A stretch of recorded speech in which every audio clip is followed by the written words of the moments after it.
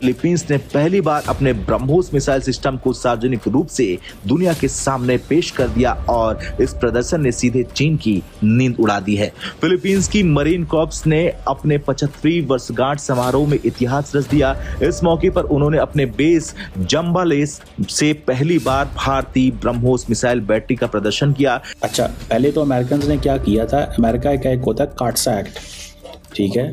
कार्ट्सा act में ये होता है कि मतलब आप जो है हर कीमत के ऊपर यू मेक इट इन अ वे कि जो भी अमेरिका के दोस्त होते हैं, अमेरिका के जो दोस्त हैं, उनके ऊपर सैंक्शंस लग जाएंगी if they buy anything from an adversary. और एक ट्रांसपोर्ट लोडर, यानी कि अब फिलीपींस के पास समुद्र के तट से लेकर विवादित द्वीपों तक चीन को चुनौती देने की पूरी क्षमता है। अब वो कह रही थी कि इंडिया जो है वो प्लानिंग कर रहा है पाकिस्तान पर नेवल अटैक करने की, नेवी की तरफ से यानी जो है वो हमला करने की। अब ये इसलिए कहा जा रहा है कि ये जो है DGISPR की जो प्रेस ब्रीफिंग थी या जो भी था प्रेस कॉन्फ्रेंस या जो भी उन्होंने बातचीत की थी, उसके दौरान जी जो त्रिशूल ऑपरेशन त्रिशूल या एक्सरसाइज त्रिशूल इंडिया ने स्टार्ट कर रखा है, जो कि आई थिंक 15 नवंबर तक रहेगा, शायद अभी कुछ और दिन है, 10 या 15 नवंबर तक वो जारी रहेगा।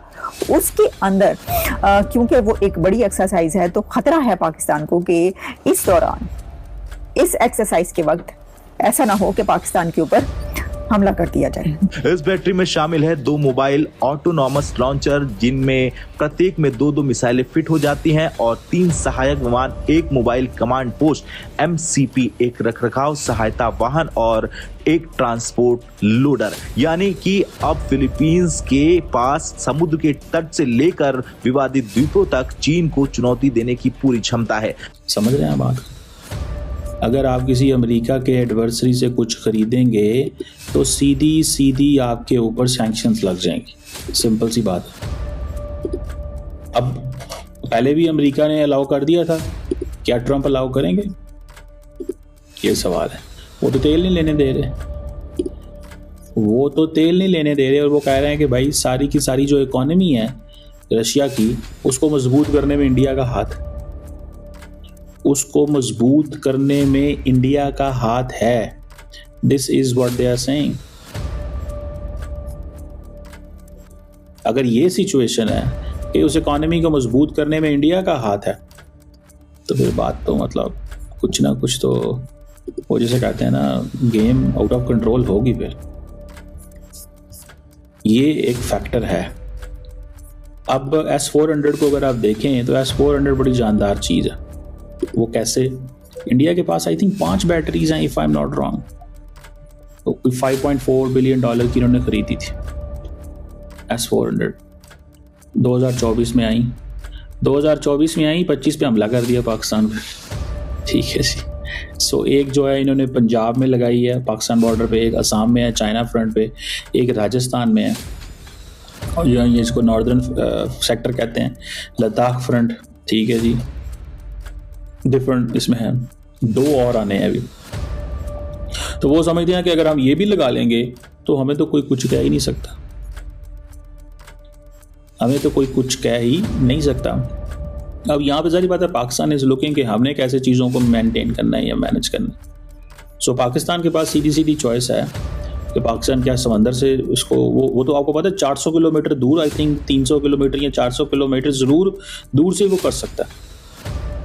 सो ये जो S-400 है, ठीक है जी, जो कि ये एक आप समझ लें जो एक long range surface to air missile system है, ये डिफेंस मजबूत है, ये डिटेक्ट करता है, ट्रैक करता है और डिस्ट्रॉय करता है, ठीक है जी। और रशिया के पास ये 2007 से है। और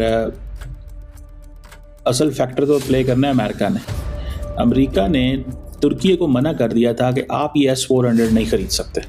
क्यों नहीं खरीद सकते? क्योंकि आप हमारे पार्टनर हैं,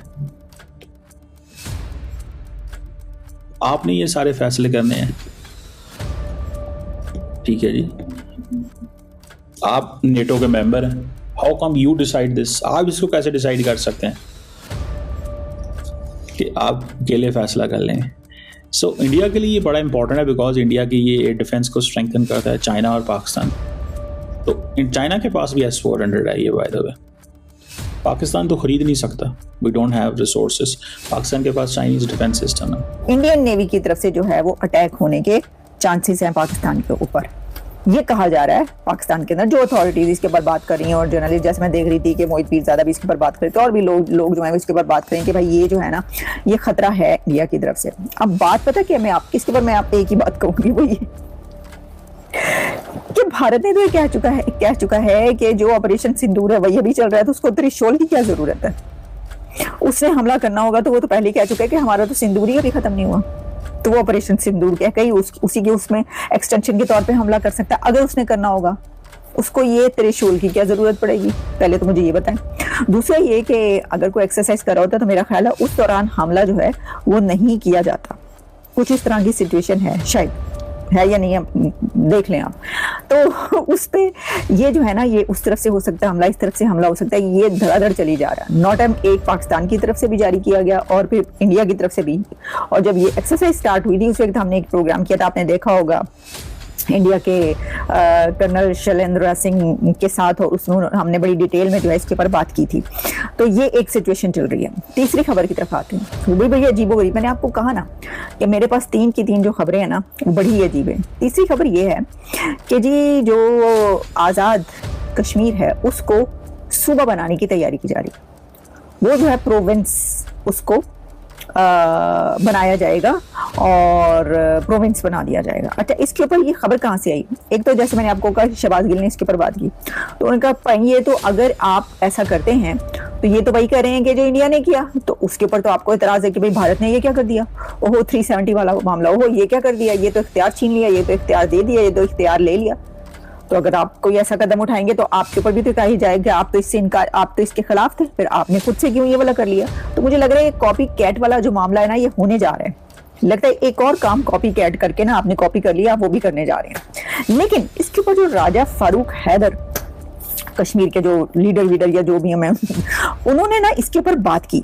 अच्छा, इसके ऊपर उन्होंने क्या बात की तो मैं तो हैरान ही रह गई। मैंने कहा ये हो नहीं सकता। उन्होंने कहा जी मुझे जो है ना federal minister of Kashmir affairs ने अप्रोच किया और उन्होंने कहा कि ये काम करने के उसके ऊपर चुप रहने के 5 बिलियन तुम ले लो फॉर एजे के,